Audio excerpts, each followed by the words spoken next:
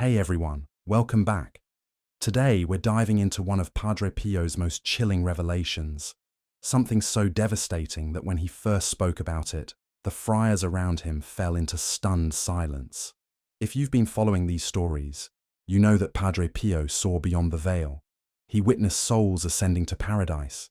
He interceded for those trapped in purgatory, and he fought against the forces of darkness. But among all his mystical encounters, few shook him as deeply as this discovery. The one sin that condemns more souls than any other. The sin that damns quietly, subtly, without the sinner even realizing their eternal fate is being sealed. Padre Pio once said something that haunted everyone who heard it. He said that if people could see how many souls are lost through this single sin, they would weep for days. It wasn't murder, it wasn't theft, it wasn't adultery. It was something far more insidious, something that creeps into the heart so gradually that the soul never feels the danger until it's too late. And what terrified Padre Pio most was how respectable this sin appears, how it hides behind good intentions, religious practices, and moral behavior, how it convinces the soul that it's actually growing closer to God while it's drifting farther away. The revelation came to him during one of his longest nights of prayer. It was winter in San Giovanni Rotondo, and the monastery was wrapped in the kind of silence that makes every heartbeat audible. Padre Pio had been kneeling before the tabernacle for hours, his wounded hands folded, his face illuminated by the flickering sanctuary lamp. The other friars had long since retired, but he remained, lost in communion with the divine mysteries that few mortals ever glimpse. According to the testimony preserved by Father Alessio Parente, who served alongside him for decades, Padre Pio's prayer was interrupted by a vision so powerful it left him trembling. He later described seeing what appeared to be a vast procession of souls, not the triumphant march of the blessed toward paradise, but a slow, sorrowful movement in the opposite direction. These souls weren't being dragged or forced. They were walking voluntarily, with a terrible calmness, toward a destiny they had chosen for themselves without ever realizing what they were choosing. What struck Padre Pio most profoundly was the composition of this procession. These weren't the souls he might have expected to see condemned. They weren't murderers or thieves, or those guilty of obvious, scandalous sins. Instead, they were people who had lived what the world considered respectable lives. People who attended Mass regularly, who gave to charity, who maintained their reputations, who followed the rules. Yet something was fundamentally wrong with their spiritual condition, something that had grown like a cancer in their souls while they remained completely unaware of its presence. As the vision deepened, Padre Pio began to understand what united these seemingly righteous souls in their tragic fate. It wasn't a dramatic fall into obvious evil. It was something far more subtle and infinitely more dangerous. They had all succumbed to the same spiritual poison, a poison that had convinced them they were holy while it slowly destroyed their capacity for authentic love. They had developed an immunity to grace, a hardness of heart that disguised itself as religious devotion. The sin that Padre Pio witnessed claiming these souls was spiritual pride, not the obvious, theatrical pride that announces itself with arrogance and boasting. This was the hidden pride that wraps itself in humility, the pride that convinces a person they are more advanced spiritually than others, the pride that makes someone believe they have earned God's favor through their own efforts. It was the pride that judges others while excusing oneself, the pride that offers advice without seeking it, the pride that prays publicly while neglecting private repentance. Padre Pio watched in horror as these souls continued their march toward eternal separation from God, their faces serene with false confidence. They had spent their earthly lives accumulating spiritual achievements like trophies. They had memorized prayers, followed devotions, attended ceremonies, and performed acts of charity. But beneath all these external practices, their hearts had gradually hardened into stone. They had become like whitewashed tombs, beautiful on the outside but filled with spiritual death on the inside. What made this vision even more devastating was the revelation of how this pride had operated in their lives. It had been so subtle, so gradual, that they never recognized it as sin at all. When they looked in the mirror of their souls, they saw only virtue. When they compared themselves to others, they always came out superior. When they prayed, it was often to thank God for making them better than their neighbors. When they gave to charity, they made sure others noticed their generosity. When they attended Mass, they positioned themselves where their piety would be most visible. These souls had turned their spiritual lives into performances, and they had become the stars of their own religious theatre. They had confused appearing holy with being holy, and this confusion had slowly poisoned their relationship with God. Instead of approaching the divine with the humility of beggars seeking mercy, they had come as creditors demanding payment for their good works.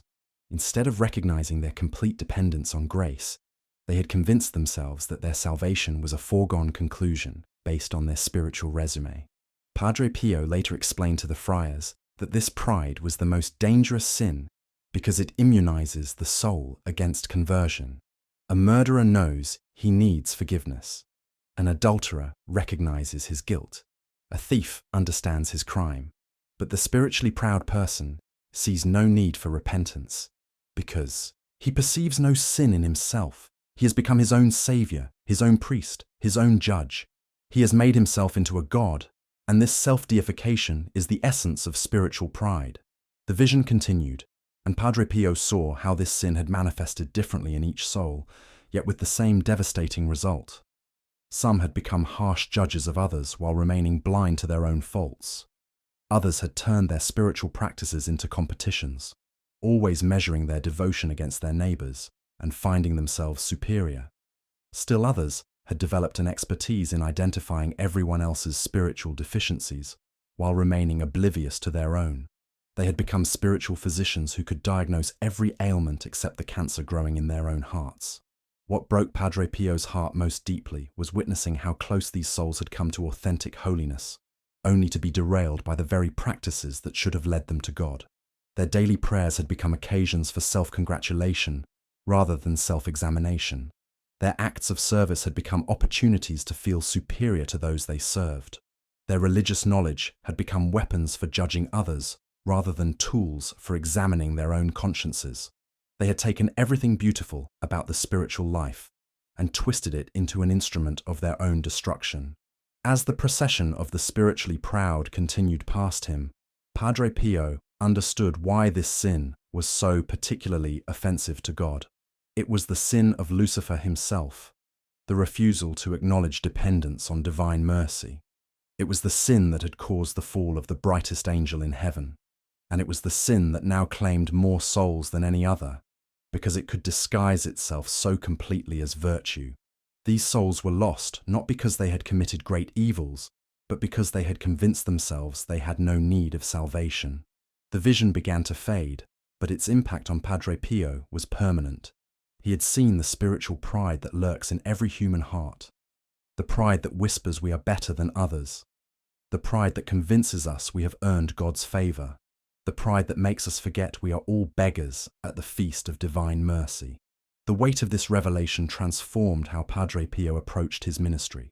He began to watch for the subtle signs of spiritual pride in those who came to him for guidance.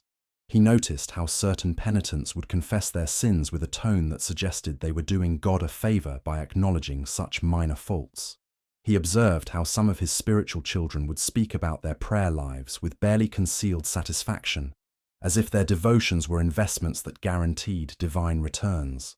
He saw how others would offer to pray for sinners with a condescension that revealed they considered themselves far removed from such spiritual poverty. What disturbed him most was recognizing these same tendencies in religious people who appeared to be making genuine progress in their spiritual lives. A woman who never missed daily mass, but who spoke with contempt about those who attended only on Sundays. A man who prayed the rosary faithfully, but who used his devotion as a measuring stick to judge his less pious neighbors. A priest who celebrated Mass with perfect liturgical precision, but who had grown cold toward the struggling souls in his parish. These were not obviously wicked people, yet Padre Pio saw in them the same spiritual poison that had claimed the souls in his vision. He began to understand that spiritual pride operates like a spiritual autoimmune disease. Just as the body's immune system can turn against healthy tissue, the soul infected with pride begins to attack the very graces that should nourish it. Prayer becomes an occasion for self-congratulation rather than genuine communion with God. Acts of charity become opportunities to feel superior to those being helped. Religious knowledge becomes a weapon for judging others rather than a light for examining one's own conscience. The soul begins to feed on its own supposed righteousness until it becomes spiritually malnourished, despite appearing healthy from the outside. Padre Pio shared this revelation cautiously with his closest spiritual children, but even they struggled to grasp its full implications. How could religious devotion become a path to damnation? How could the very practices meant to lead souls to heaven become instruments of their destruction? The answer, he explained, lay not in the practices themselves but in the heart that performed them. A prayer offered with humility could open heaven, while the same prayer offered with pride could seal hell. The external action remained the same, but the internal disposition made all the difference between salvation and condemnation. This understanding led Padre Pio to develop what he called the discipline of spiritual poverty. He taught his followers to approach God not as creditors presenting bills for payment, but as beggars grateful for any crumb of mercy. He urged them to examine their motives constantly, asking themselves whether their spiritual practices were drawing them closer to God or merely feeding their sense of superiority. He encouraged them to cultivate a holy suspicion of their own righteousness, knowing that the moment they felt secure in their virtue was precisely when they were most vulnerable to pride's deceptions. The friars who lived with him noticed how this revelation affected his own prayer life. He became even more careful to pray in private, away from eyes that might witness his devotion and transform it into a source of pride. When he did pray publicly, his humility was so profound that those watching felt they were witnessing a soul that considered itself the chief of sinners rather than a saint marked by stigmata. He would often be found prostrate on the floor of his cell, not in mystical ecstasy, but in what appeared to be genuine contrition, as if he were confessing grave sins rather than offering prayers of petition. During confession, Padre Pio developed an almost supernatural ability to detect the presence of spiritual pride in penitents. He could sense when someone was confessing sins with the secret satisfaction of knowing they were better than most other people. He could hear the undertone of spiritual superiority in voices that spoke of minor faults while implying that greater sins were beneath them. He learned to probe gently into the areas where pride most commonly hid, asking questions that revealed whether penitents truly saw themselves as sinners in need of mercy, or as generally good people making minor adjustments to already virtuous lives. One particular encounter illustrates how deeply this revelation had penetrated his understanding. A wealthy businessman came to him for confession, a man known throughout the region for his charitable works and regular attendance at religious services. He confessed to small impatiences, minor acts of selfishness, and occasional uncharitable thoughts about his business competitors.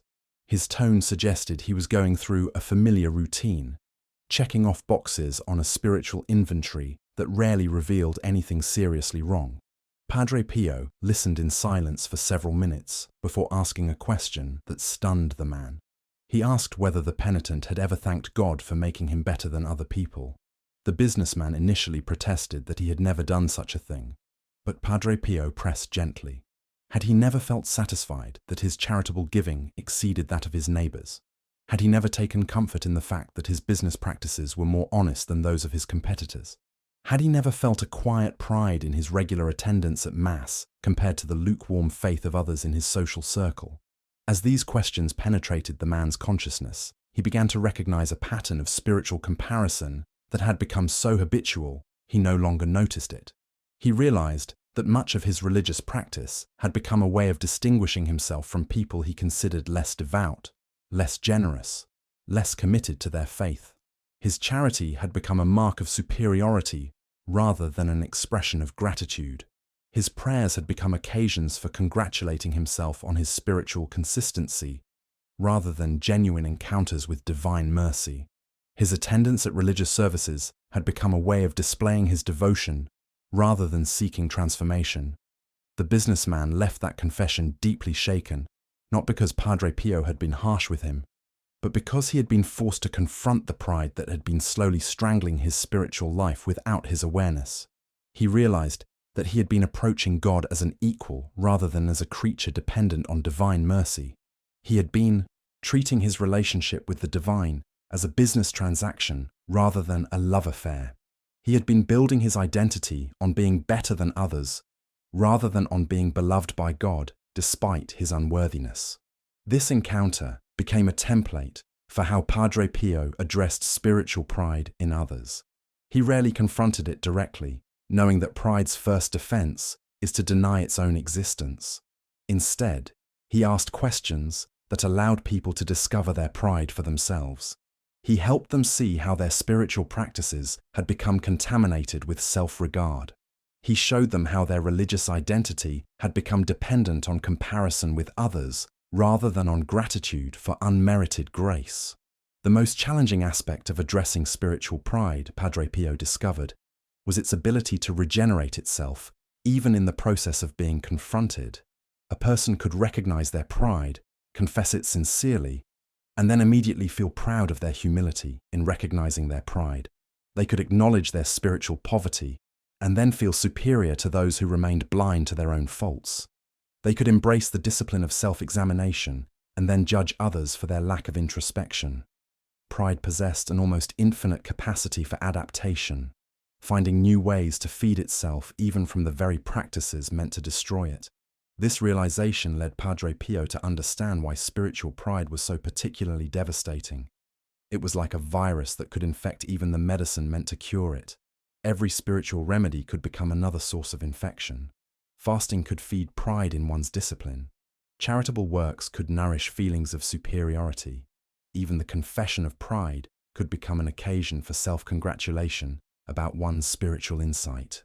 The soul trapped in this condition was like a patient whose immune system attacked every treatment designed to heal.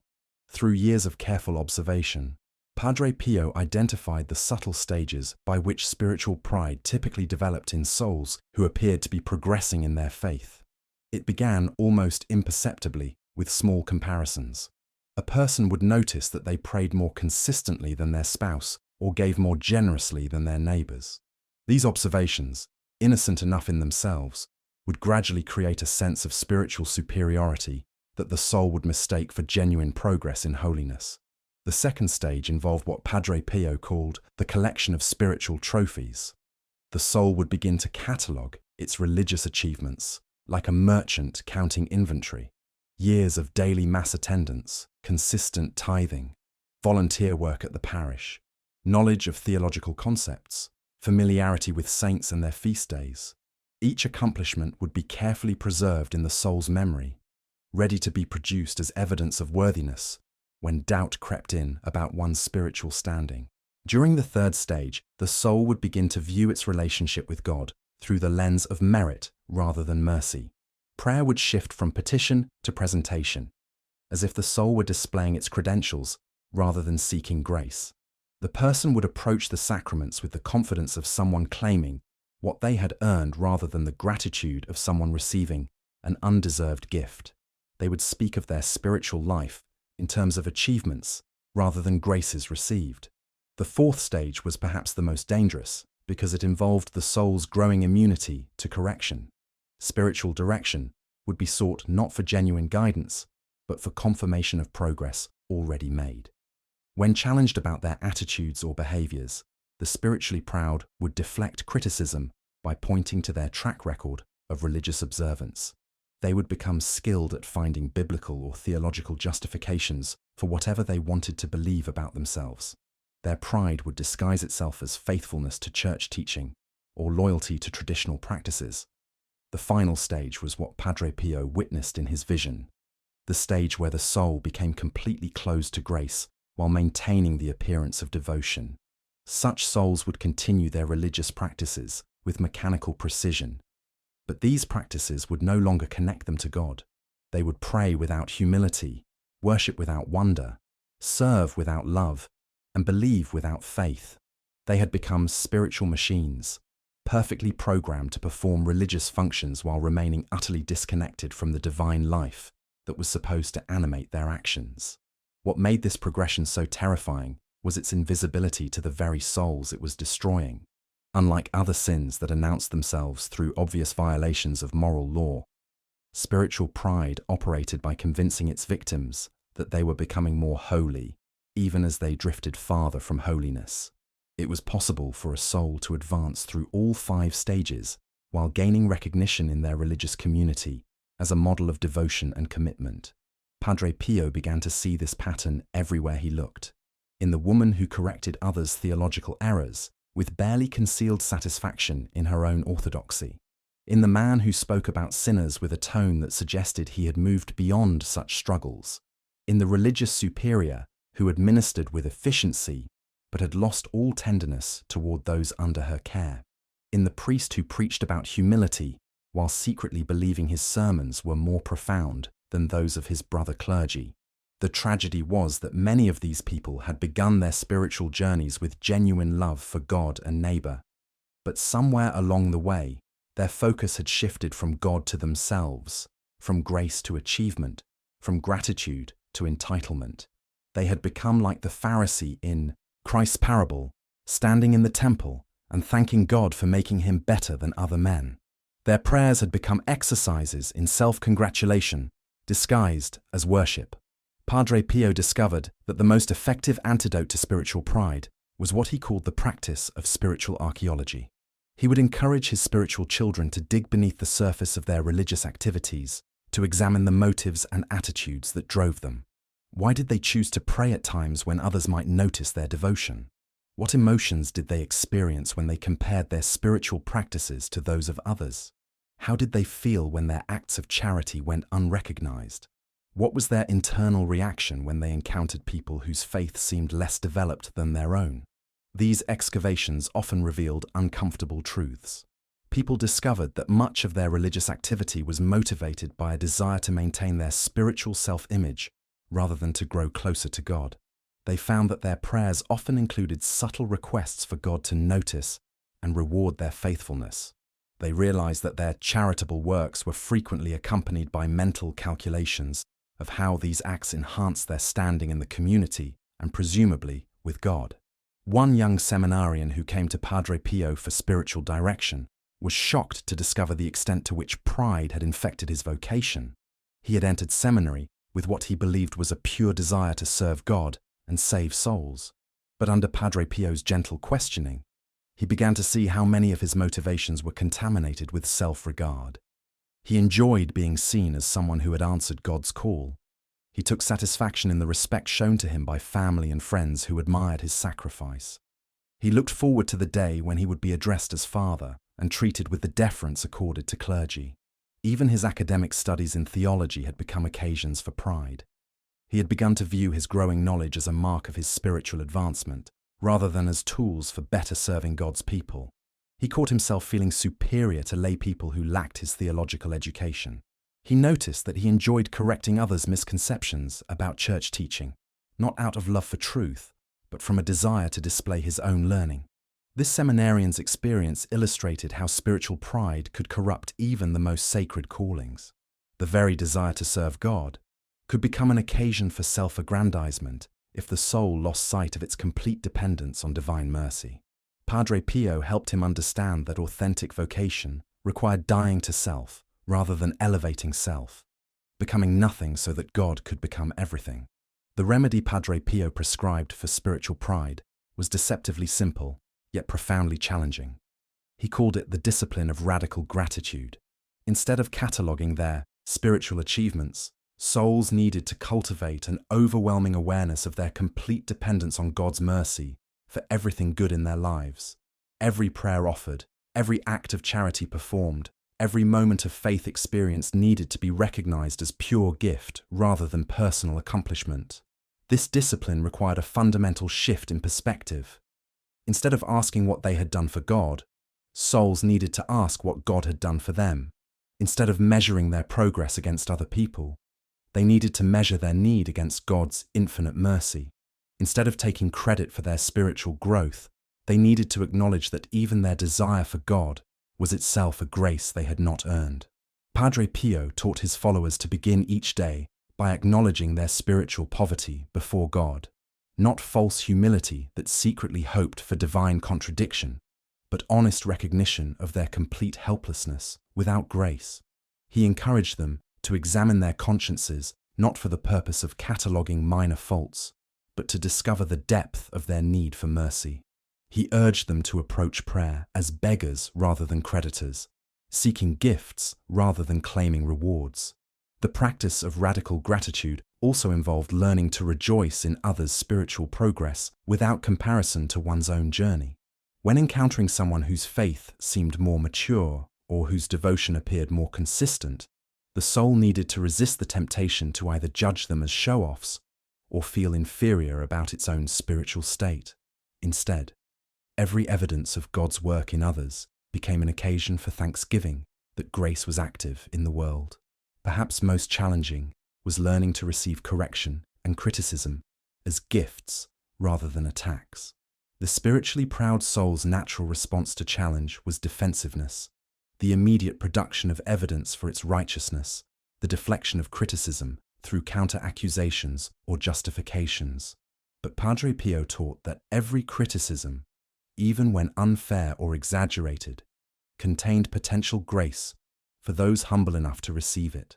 The soul that could accept correction without immediately defending itself was a soul that was learning to die to pride. This transformation was never easy or quick. Spiritual pride had usually been years in the making, woven so thoroughly into the soul's identity that extracting it felt like spiritual surgery without anesthesia.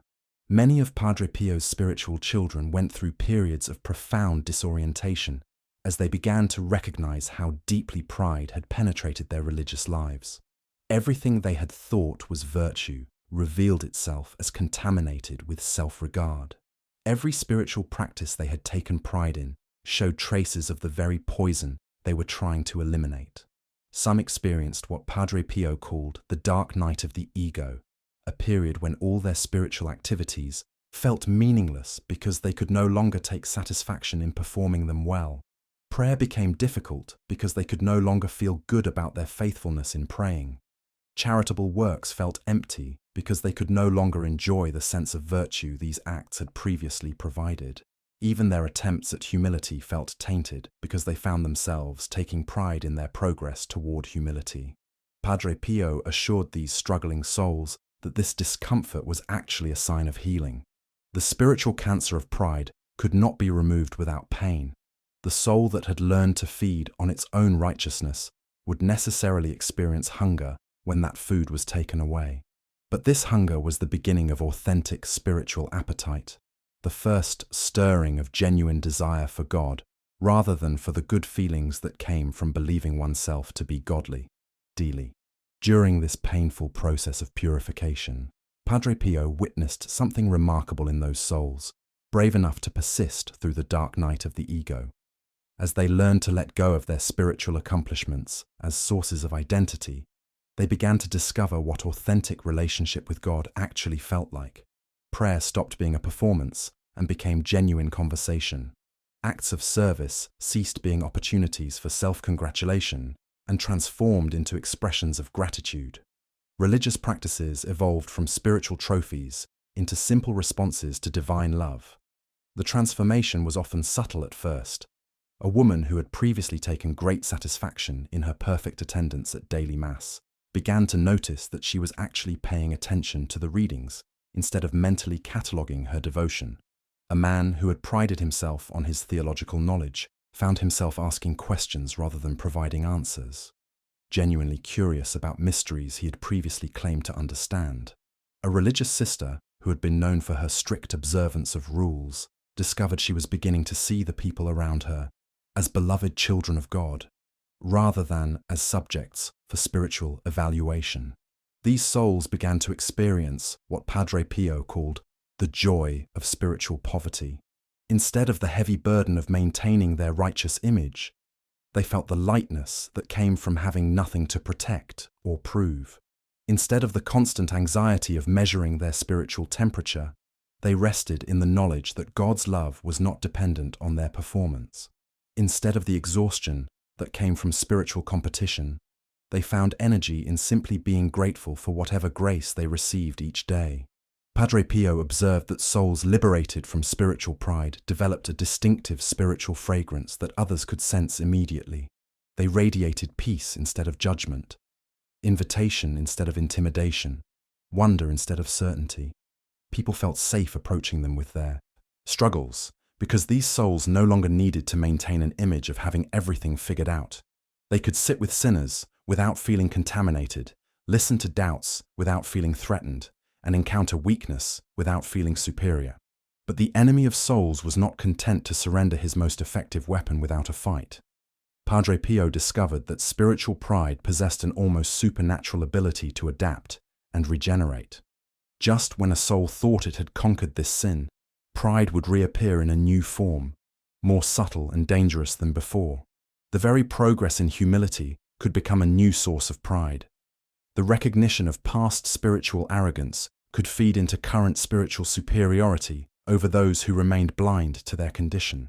Some souls became proud of their humility, secretly congratulating themselves on their progress in self-knowledge, while looking down on others who seemed less advanced in spiritual insight. Others developed what Padre Pio called inverted pride, taking satisfaction in being the worst sinner in the room, competing for the lowest place as eagerly as they had once competed for the highest. Still others fell into the trap of humble bragging, describing their spiritual poverty in ways that actually highlighted their spiritual sophistication. The most insidious form of regenerated pride was what Padre Pio termed theological pride, the satisfaction that came from understanding the dangers of spiritual pride, while others remained trapped in it. These souls would analyze the spiritual condition of others with clinical detachment, diagnosing pride in everyone around them while remaining blind to their own subtle superiority complex. They became spiritual doctors who could identify every symptom of pride except the one growing in their own hearts. Padre Pio's final words on this matter carried a weight that silenced every soul who heard them. He said that the greatest mercy we can ask for is the grace to see ourselves as we truly are, not the image we project, not the reputation we maintain, not the spiritual resume we've constructed, but the naked truth of our complete dependence on divine love. He warned that until we learn to approach God with empty hands and broken hearts, we remain in the same perilous condition as those souls he witnessed walking calmly toward their own destruction. The choice is ours, but time is not infinite. Tomorrow may be too late to choose humility over the pride that damns more souls than any other sin.